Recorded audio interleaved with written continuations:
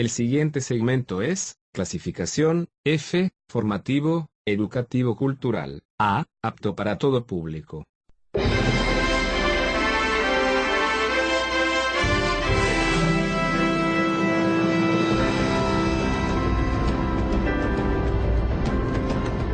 Bienvenidos a Sabiduría para el Corazón. El doctor Stephen Davey, pastor de la Iglesia Colonial y presidente del Seminario Teológico Shepherds, nos invita a conocer más de la Palabra de Dios. Con Biblia en mano, acompáñenos en el estudio de hoy.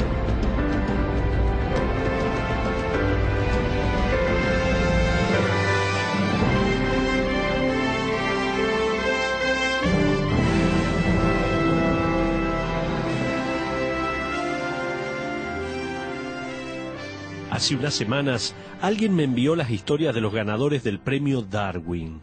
Estos premios se llaman Darwin porque son dados a personas con actos insólitos. El año pasado hubo varios ganadores. Por favor, permítame contarle de algunos. Escuche bien.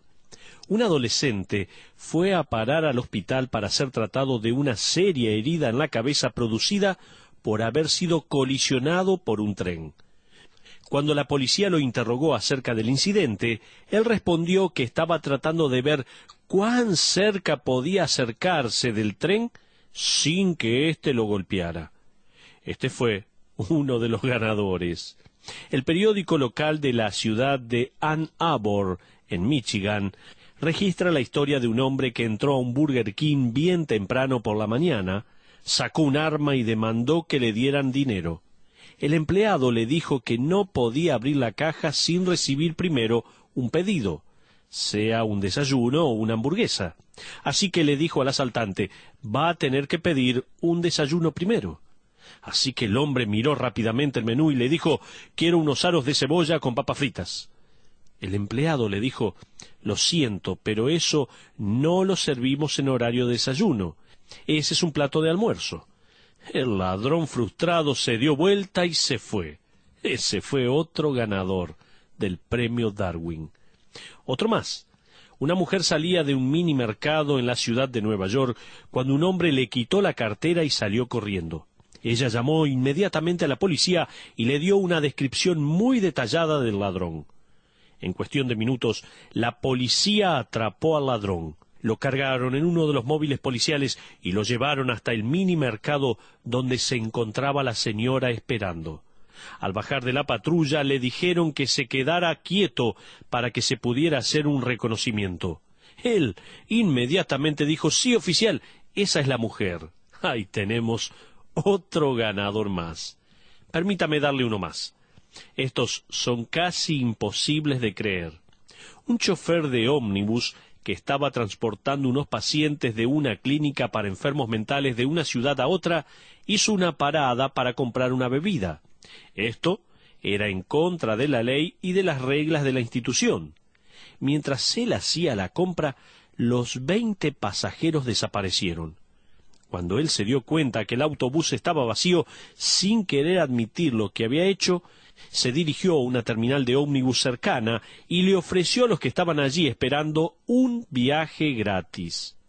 Luego los llevó a la clínica para enfermos mentales y les dijo a los médicos en voz alta, estos pacientes creían que estaban bien de salud y con una vida normal. ¿Sabe qué?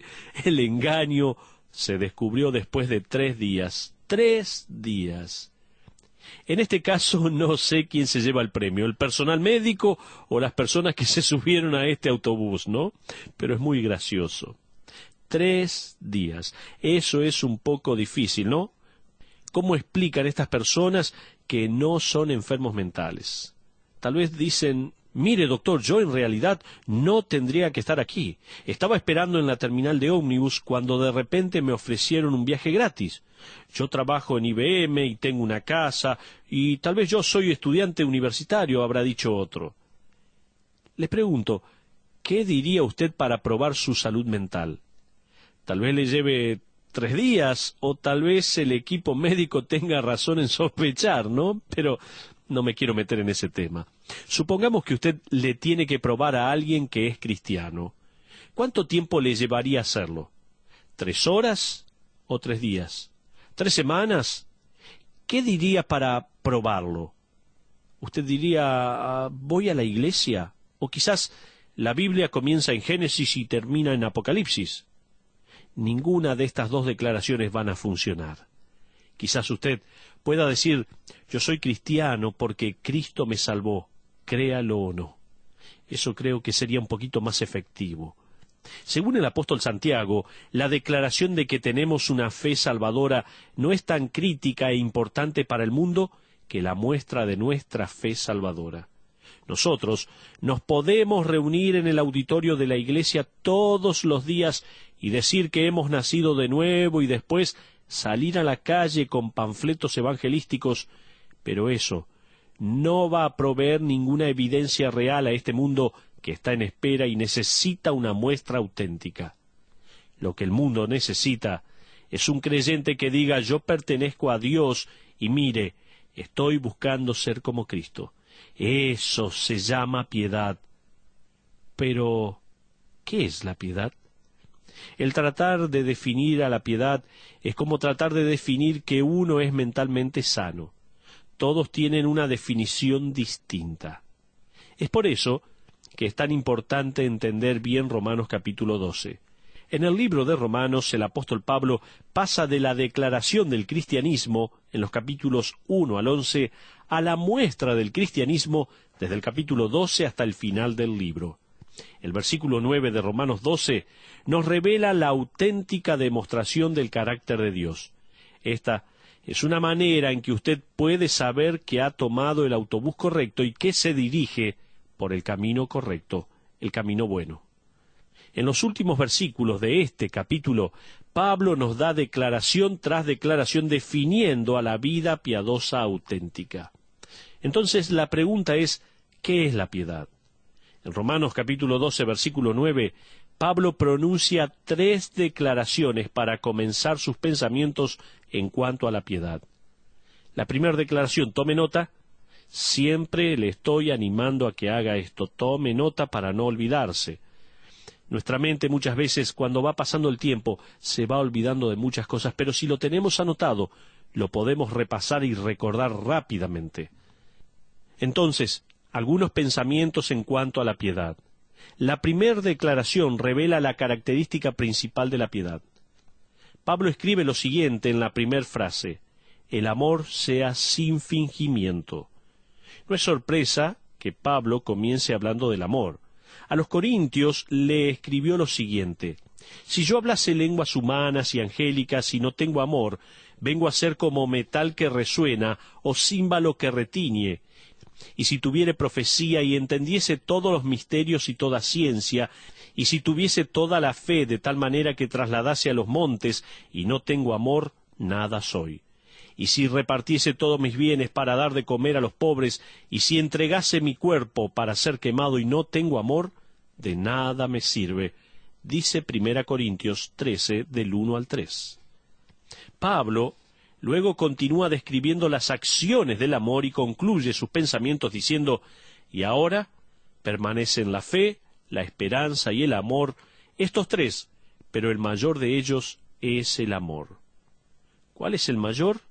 Dice que es el amor. ¿Por qué? Porque la fe no va a durar para siempre. Un día dejará de existir.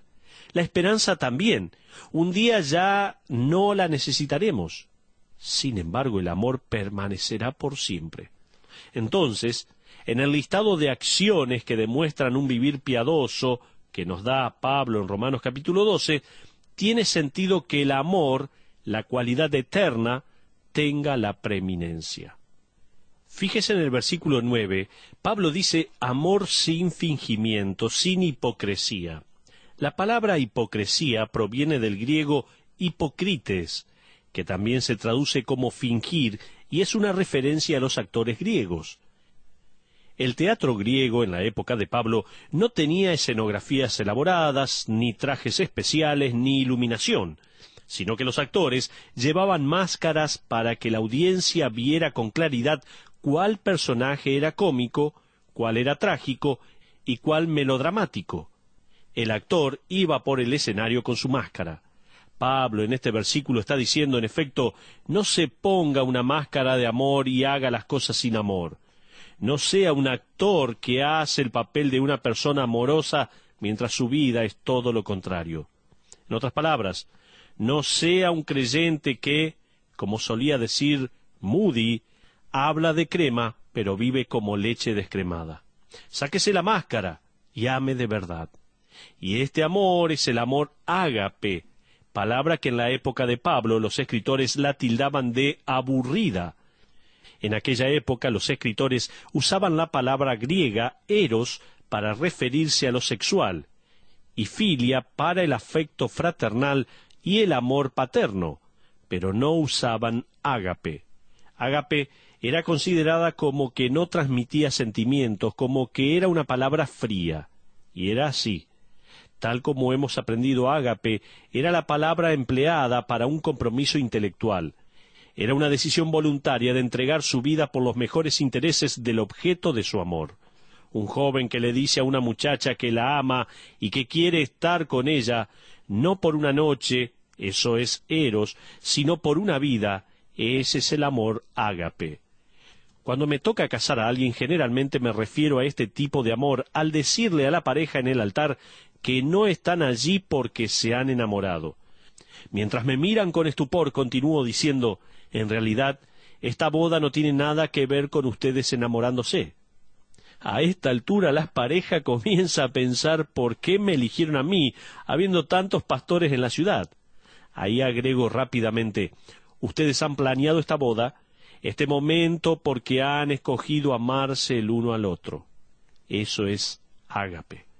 Ágape es un amor que se ha establecido, que se ha decidido. No es hipocresía, no es actuación, es de verdad. Con la Iglesia es lo mismo, este amor es verdadero. No hay engaño ni falsedad, no hay actuaciones. Usted no es impulsado por fantasías o emociones. Usted ha escogido amar y ha entrado a la familia de la fe con los ojos bien abiertos, sabiendo lo que hacía. Pablo dice, amaos los unos a los otros de esta manera. Esa es la mayor demostración de piedad. Jesucristo dijo lo mismo a sus discípulos en Juan 13:35. Allí leemos, en esto conocerán todos que sois mis discípulos, si tuviereis amor los unos con los otros. ¿Sabe lo que esto significa? Que el mundo ahora tiene la habilidad de determinar si somos piadosos o no. Jesús dijo, de esta manera conocerán los hombres que ustedes me siguen a mí. Y seguirle a Él implica seguir su carácter, que es piadoso. Todos sabrán si usted es genuino o no, por la manera en que ama a los demás, el interesarse por las necesidades de los demás, si usted sirve a los demás. De esa manera, el resto de la gente se va a dar cuenta si usted es realmente un cristiano. Minucius Félix, un abogado romano de la época de Pablo, escribió lo siguiente en cuanto a los creyentes: se aman sin conocerse. Félix dijo, si se pueden imaginar esto, ni siquiera saben algo acerca del otro, pero ni bien descubren que pertenecen a Cristo, inmediatamente se aferran el uno al otro. Julián el apóstata, un emperador romano del siglo IV que odiaba a Cristo, dijo lo siguiente de los cristianos: su maestro ha dejado la enseñanza y la creencia de que todos son familiares. La característica principal de la piedad es el amor, los unos por los otros. Estamos desarrollando algunos pensamientos en cuanto a la piedad. Dijimos que la característica principal de la piedad es el amor ágape, ese amor de Dios. En segundo lugar, el precio de la piedad. Ahora Pablo pasa a darnos el precio de la piedad. Es una moneda con dos caras. Un lado es negativo mientras que el otro es positivo. Fíjese primero en lo negativo. En el versículo 9 de Romanos 12 leemos, aborreced lo malo. Esta palabra traducida a aborreced aparece solo una vez en el Nuevo Testamento y es aquí, en este pasaje. Se trata de un término fuerte que significa odiar. Maffard lo traduce así: tengan al mal como algo horroroso. Williams enfatiza el tiempo verbal presente de este participio traduciéndolo de la siguiente manera: uno siempre tiene que horrorizarse por lo que es malo. Espere un minuto. ¿Por qué el apóstol Pablo le tiene que decir al creyente que odie el pecado, que odie la maldad? ¿Por qué?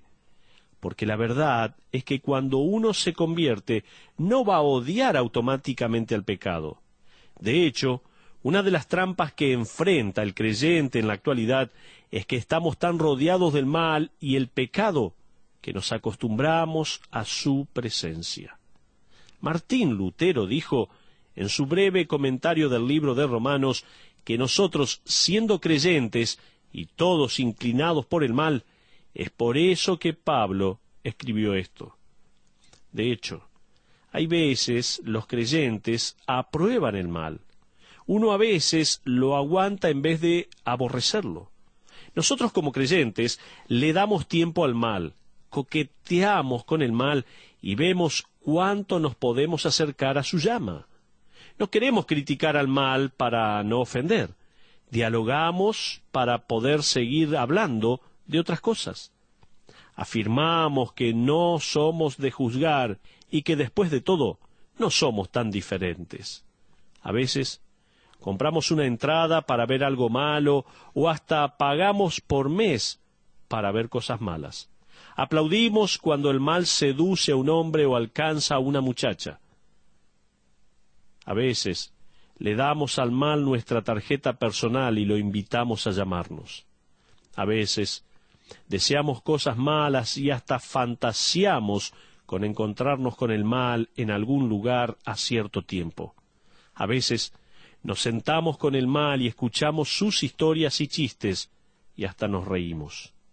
Ocultamos al mal, lo maniobramos y en nuestro mundo secreto planeamos en nuestras mentes y jugamos con el mal en nuestros corazones. Eso, mi amigo, es tomarse el autobús equivocado. Permítame advertirle, si usted es creyente, está viajando en el autobús equivocado y o está en el camino de la piedad o está en el camino de la impiedad. ¿Sabe por qué Pablo le escribió esto a los creyentes? Porque tal como dijo el pastor Charles Spurgeon, hay veces en las que mi imaginación me ha llevado a sumideros de la tierra, a las cloacas más profundas. A veces, cuando me siento más entregado a Dios que nunca, y cuando estoy en ferviente oración, una plaga de las peores se desata en mi mente. Amigos, a veces un creyente puede subirse al autobús equivocado. Cuando eso le suceda, usted necesita explicar por qué no pertenece a ese lugar, sea a donde fuere. Parte de la búsqueda de la piedad está en el proceso de pensar de una manera diferente en cuanto al pecado. Esto es parte del proceso de ser más como Cristo. Cuando somos piadosos, pasamos a odiar al pecado. Leslie Flynn cuenta la historia de una madre que estaba preparando una ensalada cuando su hija, una joven universitaria, mencionó que iba a ir al cine a ver una película algo cuestionable esa noche. Sin decir nada, la madre agarró un puñado de basura y lo arrojó en la ensalada y siguió mezclando vegetales. La joven asombrada exclamó: «¡Mamá! ¿Le estás poniendo basura a la ensalada?» «Ya sé», respondió la madre. «Pensé que si tú permitías un poco de basura en tu mente, no te hubiera importado un poco de basura en tu estómago». A veces somos así. Cuán permisivos somos con el pecado. ¿Qué tipo de mal necesitamos para horrorizarnos? Muchas gracias por acompañarnos en el estudio de hoy. BBN y el pastor Stephen David lo invitamos a nuestra próxima audición, donde encontraremos más sabiduría para el corazón. Esta fue una producción de BBN.